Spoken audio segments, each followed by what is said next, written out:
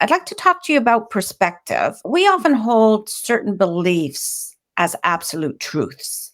And I think a little bit of what you've talked about, like about volunteering and things like that, the goodness or the good feelings that come from certain things, but they do become like absolute truths to us. But are they really, or are they simply perspectives shaped on our experiences? So could you say a little more about that? I talk about this over and over in my book because that's the point, is that we think that things are truths. Like everybody's always saying, my truth. Yeah. We only have a perception. We only have our own perspective. And that perspective is based on our entire lifetime of experiences moving Mhm. to here. And when we look at things, like you go and I'll talk to people about things and they'll say, I don't know if that's true.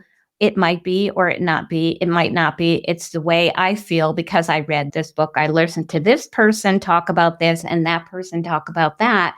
So to me, using my logical brain, it makes sense. But I haven't read the books that you've read. I haven't talked to the people that you talked to. I didn't grow up in your family.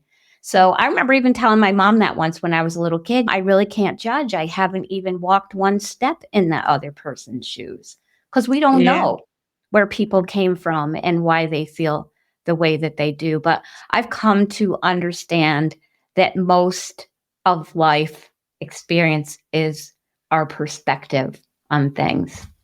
Mhm. Mhm. Yeah. And that's a good thing.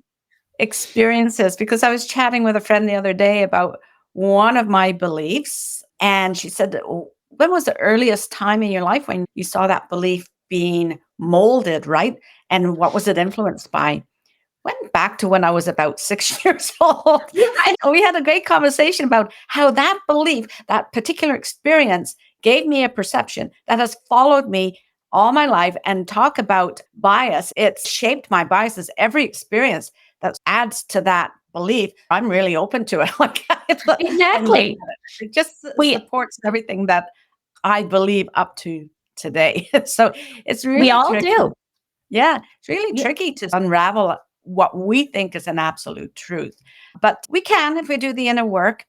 Talking about perspectives, one of the things that shapes our perspectives or what comes out of our perspective are the words that we use. So let's discuss the power of words and the words that we choose that can either raise us up or bring us down. Tell me a little bit about how you feel about the words that we use.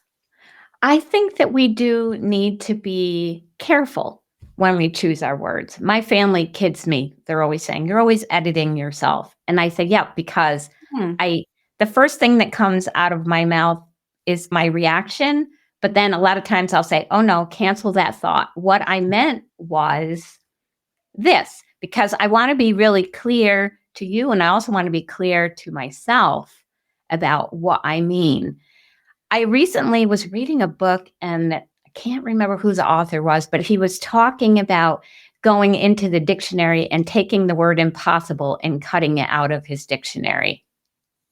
Oh, So, really? That's yeah, he interesting. said, I took the word impossible right out of my dictionary so that I Uh-huh. wouldn't be tempted. It was his way of making a point for himself. And I Mhm. thought that was really interesting because every time we say, oh, yeah, that's not possible for me, that's impossible. How do you know?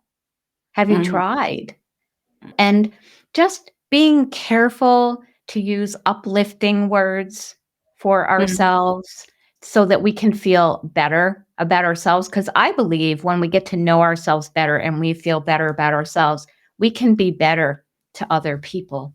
Mhm. And I think Mhm. that we need more of that in the Mhm. world, especially today.